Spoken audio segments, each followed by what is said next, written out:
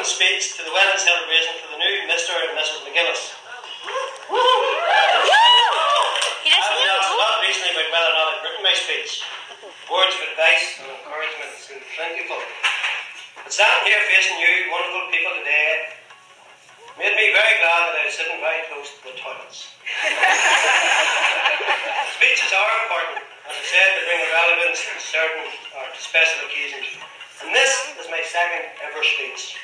Some of you were around for my first speech like 30 years ago. Some of you, unfortunately or fortunately, missed it. It too was an important speech, as it was a speech of my own marriage to Maria.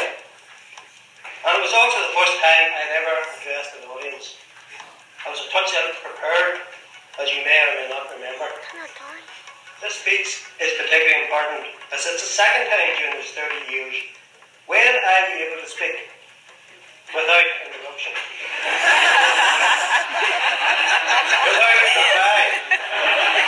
Without further discussion necessary. But it might even be listened to.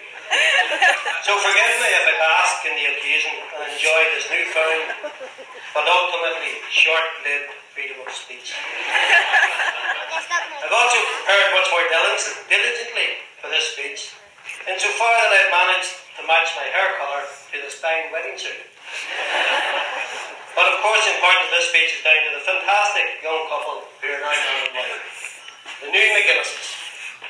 They've off now to begin their lives together, and we're here today to wish them on their way. And you, the wedding guests, are welcome here, as you've all played your part in shaping their lives and making Jonathan and Claire the great young people that they are today. So I thank you for that, for the words of advice, the encouragement, the praise, and all the little things that you've done that have contributed to help shape their lives and their very positive attitudes. But I also must pay a special thanks to the two mothers at the top table, both Madeline and Maria, for the great efforts that they've made in bringing up Johnny and Claire. Because as all us blokes know, it's the mummies that do the hard work when rearing the children. Each feel.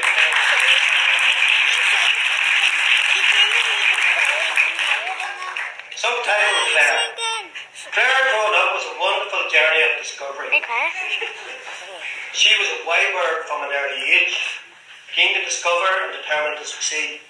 She asked many questions as she sought to understand the world around her. A question not answered to Claire's satisfaction would result in another question, another why, another answer offered, another answer offered, accepted, no, then another why, until she was satisfied either with the answer, or she simply realised that I didn't know the answer. But Johnny took note of that.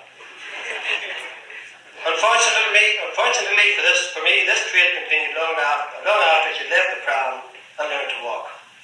I remember Claire deciding to do the transfer test in primary 6. She arrived home from school and proclaimed that she had put her name down to do the transfer. "Oh, you love, that's great," Maria and I answered. The next day she arrived home and proclaimed, "I'm not going to do that out test, because you have to do homework during the summer." "Oh, you love, that's great," Maria and I answered again. From an early age, Claire was determined to make her own decisions and do her own thing. She once went for an interview for a job in America. During the interview, she managed to flick a dollop of fresh coffee cream onto the interviewer's nose. Needless to say, she got that job. Her determination to succeed has been an inspiration to Maria and I throughout her life. Whether it was working in Fox's strawberry fields, or working long shifts at the Vivo, or indeed at Camp America, Claire has always worked hard and enjoyed working with people. And this is reflected in her current profession as a pharmacist for Gavin Area Hospital, making the drugs and developing care plans for those patients in her care, helping them get better. She appeared in Kelly playing guitar, on the radio saying poems. She won school prizes and job placements and many, many friends along the way. And she did so with an attitude and determination that we've always been very proud of her. But ladies and gentlemen, I thank Claire for the life and the times we've enjoyed together, for the many times in her life when she made us proud, and wish her and Johnny great things, good times, for the future. Subtitle Johnny. Page 3 of 20.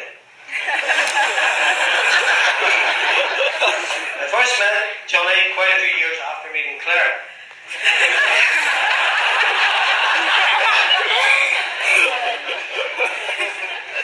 He was in the orchestra pit of Moroccan Arts and Drama Society, a wide head of hair behind a keyboard in the midst of musical brilliance. He reminded me of Animal in the Muppets. I personally am not very musical. It's just I couldn't see the stage behind his head of hair. Soon Johnny and Claire became an item. He was invited home. We tidied the house. We bought some food. The time was set, the plan was made. His imminent arrival beckoned. On the night in question, I sat in the living room reading the paper. Johnny arrived, complete with his wild head of hair and a trademark beaming smile. He was ushered to the extension to meet the girls, leaving me alone with my paper. I decided to wait for a few minutes before making our formal introduction. To let them know how things are done around here and who's the boss about these parts. A few moments later, I joined the extension party and found all the women in my life sitting on the same couch. Maria, Claire, Jane, Ellen and Tara, all sitting in awe, paying attention and hanging on to every word uttered by Mr. McGinnis. On the other couch, in my extension, in my house. Johnny's feet were firmly planted underneath the extension room coffee table. My coffee table.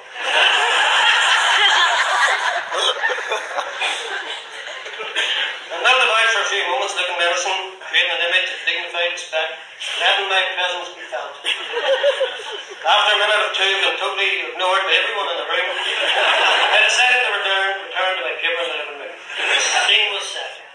Johnny was arriving and settling in. He knew the right things to say. Things like, Maria, what colour suits you?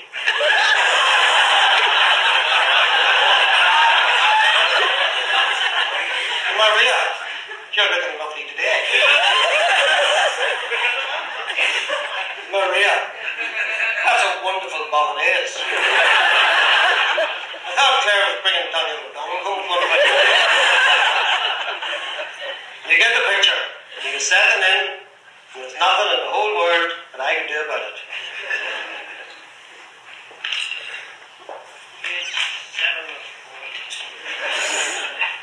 Then we decided to have a family video night.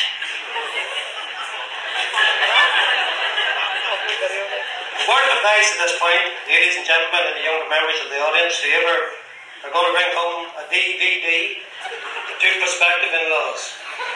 If you're going to select a DVD or a video to bring to those in-laws, and it says on the back of the DVD, warning, some scenes may cause offence.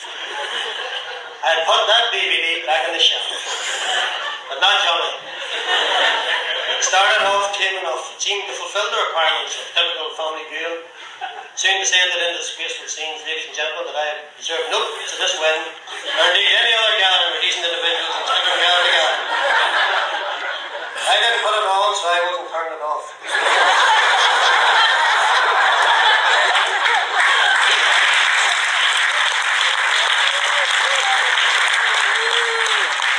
Johnny put it on, but it wasn't his DVD player. He couldn't turn it off. And Michael was enjoying it too much. I was certainly not going to let anybody turn it off. We were forced to sit through the scenes of lecherous, debaucherous activities on screen. And ladies and gentlemen, if you've ever wanted to see a grown man with a full head of massive hair crawl underneath the extension room coffee table that only a few short weeks ago his feet were firmly planted underneath, that, ladies and gentlemen, was the night to see it. Incidentally, ladies and gentlemen, it was around this time that we began to notice traits in Michael changing. Can't put a finger on those. Not put off this particular setback, Johnny persisted, and very soon became a very welcome participant in our family life over the past 6 years. Bringing his wit, humour, trademark grin and smile. It's always been a joy when he visits. So, ladies and gentlemen, just to finish off, we've got two hard-working young people fulfilling important roles in society. Claire providing health care, Johnny bringing happiness to many with his music and drama. And I can only wish them both the very best for the future. And together, I think that they'll make a great team. Thank you.